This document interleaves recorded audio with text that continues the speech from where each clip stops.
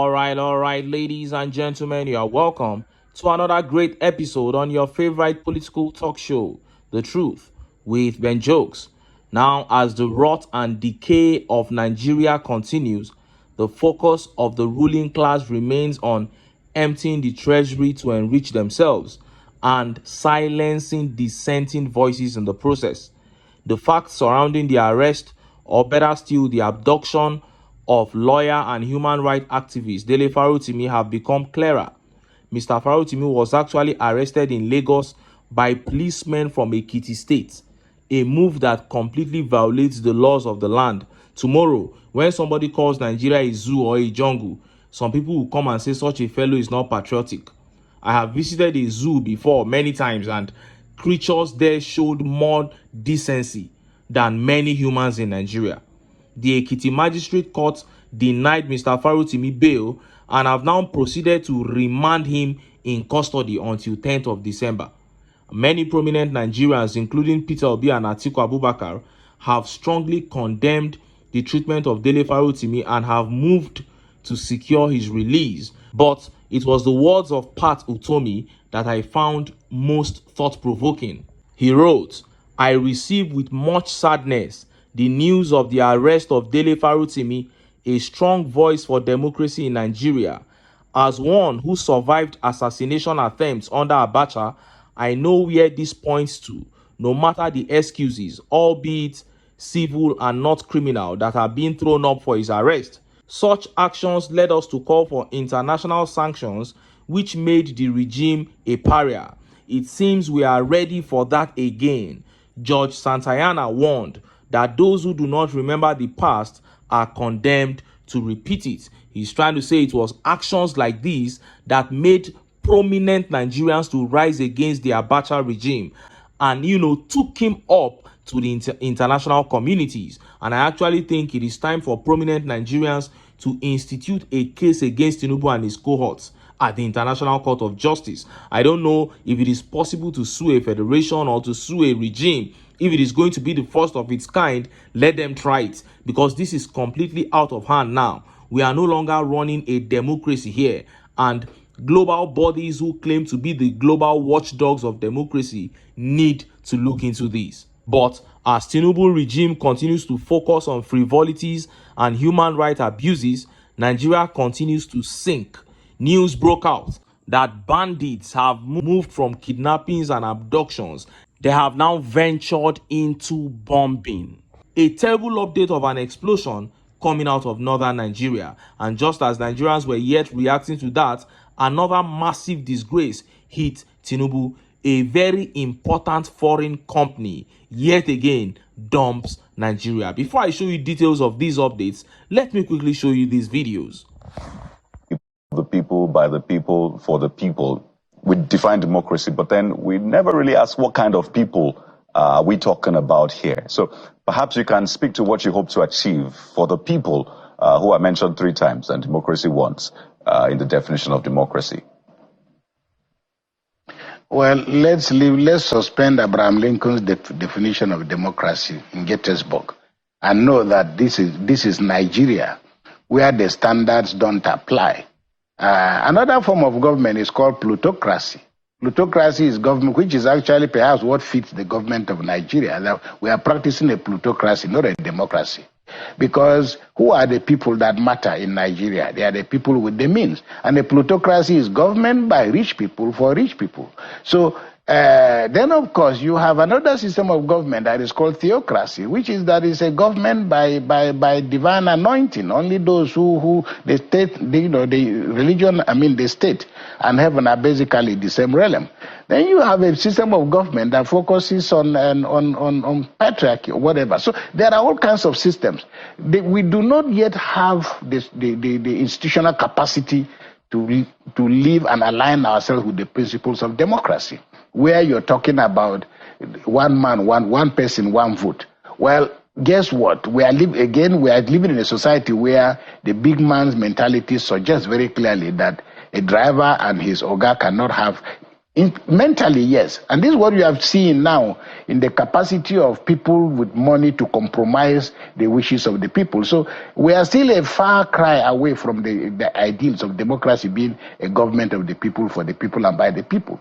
Ours is a pretty dysfunctional environment where most of the rules don't apply, where lawlessness and people making up their own rules as they go along is the norm of the day. And this is why religion has found itself in a toxic mix. Now, I repeat, Nigeria, the state is a dysfunctional state. It doesn't have the capacity to protect its citizens. It has not shown enough capacity to provide for its citizens. It has not shown enough capacity to prove that citizens come first. This is why you now find the importation of the divine into the political. I'm a priest and a bishop, and you may probably feel scandalized when I tell you, look, if it comes to voting for the president of Nigeria, I don't want a president who fears God, because there is no way of measuring fearing God. I want a president or a governor who fears the Nigerian voter.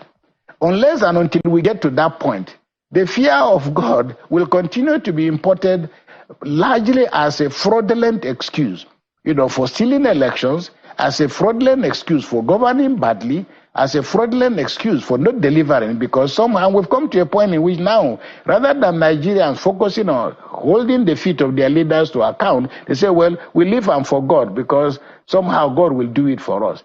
In a democracy, God holds the universe in the palm of his hand, but human institutions are managed by human beings. You heard him.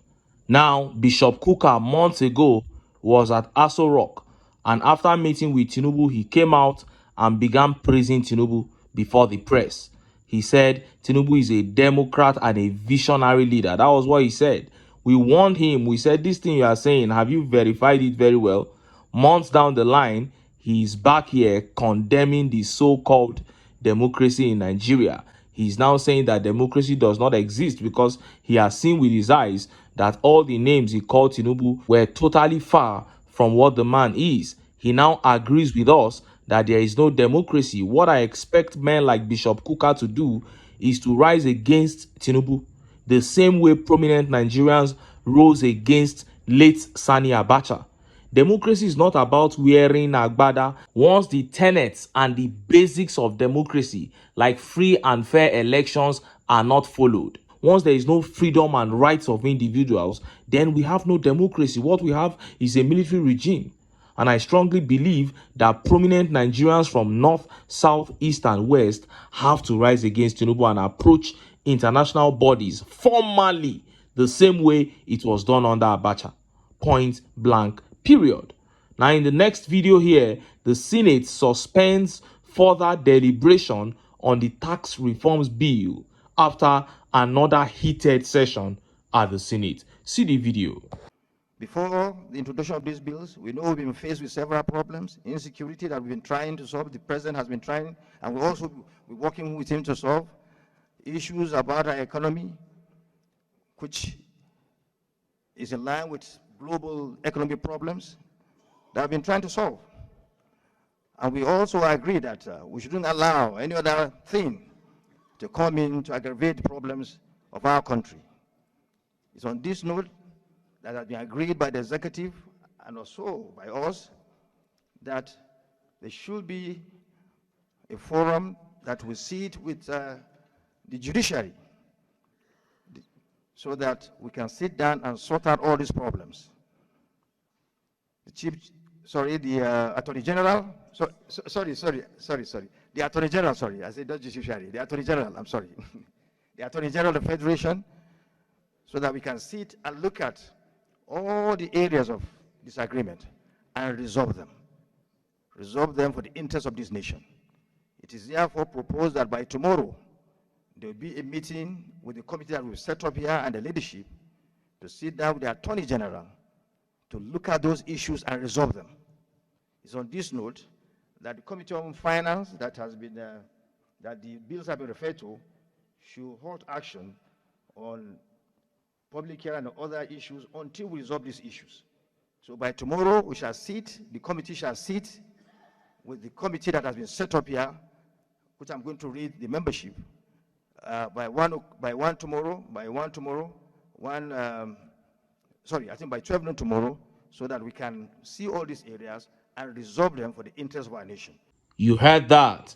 Deputy Senate President Barrow Jibrin there suspending the tax reforms bill to allow for further deliberations outside the floor of the Senate. I hope they end up confusing themselves the more during those deliberations. I hope they never find a common ground because they are all enemies of this country. Now, let us look at those two updates that have become the major talking points in the Nigerian political media space.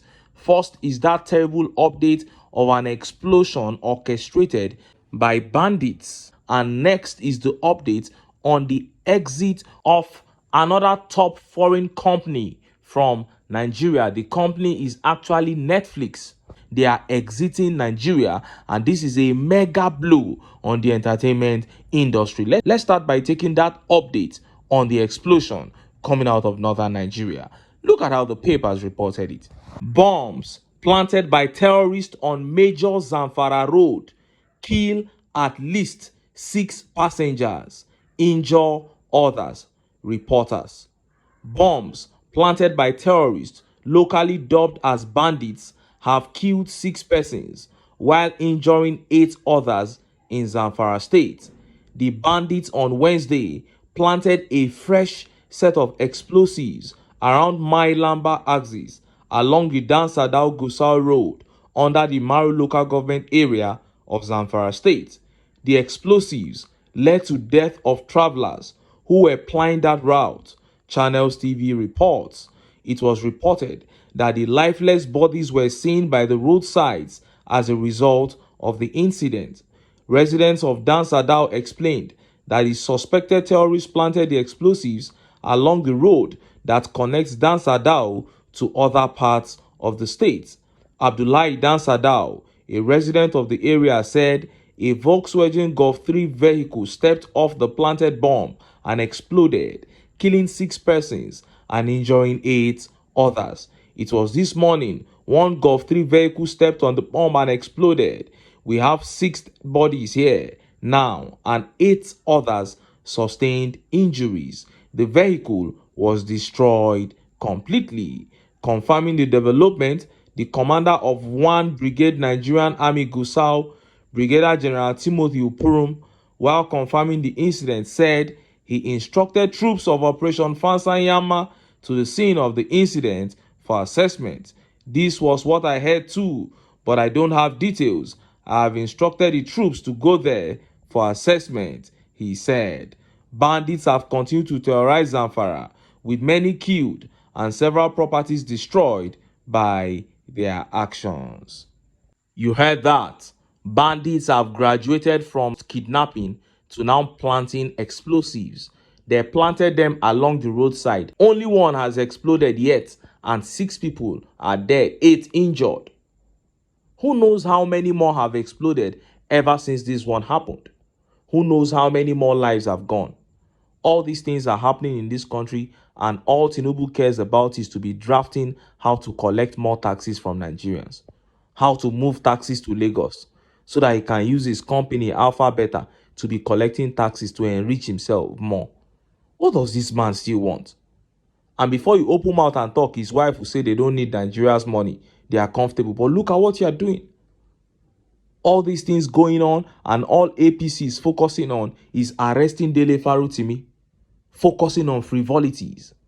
And just as Nigerians were yet reacting to these updates, another massive one dropped. This one, a heavy disgrace on Tinubu. Tinubu has been going around the whole world. In fact, for the past 2 weeks, he has been touring countries, begging investors to come and invest in Nigeria. But look at what is happening back home. Just 3 days ago, Wholesale Cement announced their exit from Nigeria, and they cited harsh economic conditions as their reasons. And today, a pre-announcement has been made of Netflix exiting Nigeria due to harsh business conditions. Look at how the papers reported it. Just in, Netflix leaves Nigeria after 6 years as Tinubu's inflation ravages Africa's largest economy. Netflix has decided to abandon Nigerian market as the country's economy records further collapse, with recent inflation data from the National Bureau of Statistics, Gazette can report. Officials at the major on-demand movies channels told the Gazette on Wednesday evening that the worsening economic situation under Bola Tinubu made the decision inevitable. "We are exiting the Nigerian market," an official said under anonymity. "Pending an official announcement, we've lost too many paying subscribers, and the exchange rate of naira against the American dollar also did not help us in any way."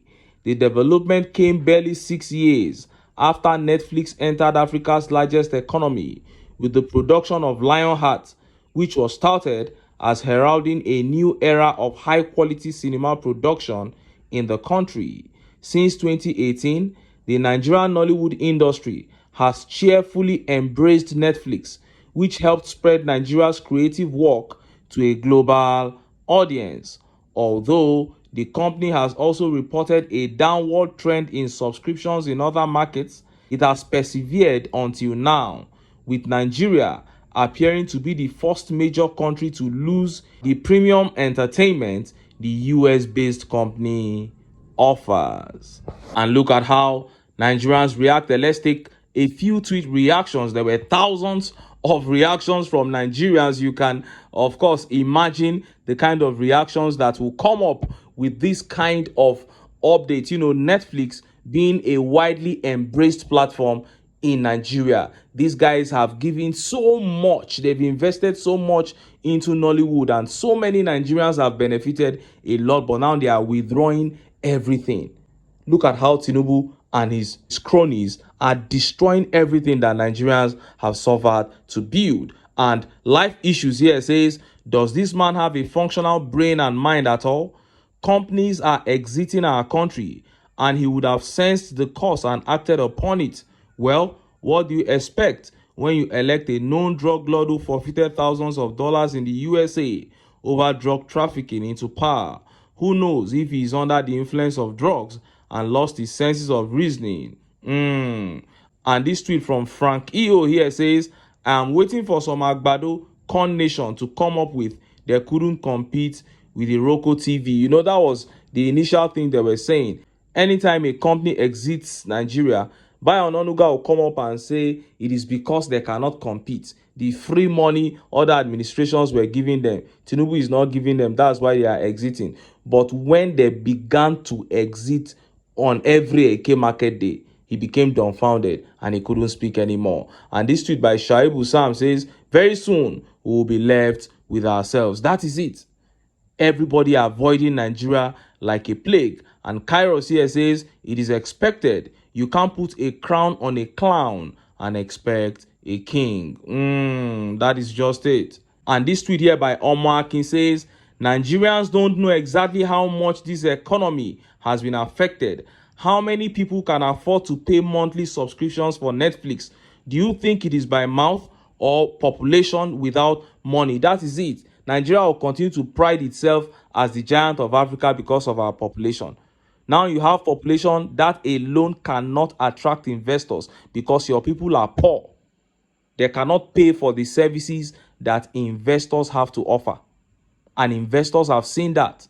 They are leaving Nigeria in their thousands. Who do you think is going to come? Who is so crazy to bring his own billions of dollars to come and invest in an economy that people are exiting openly? Top performing companies worldwide have given up on Nigeria. And you think you can attract new companies? That will never happen.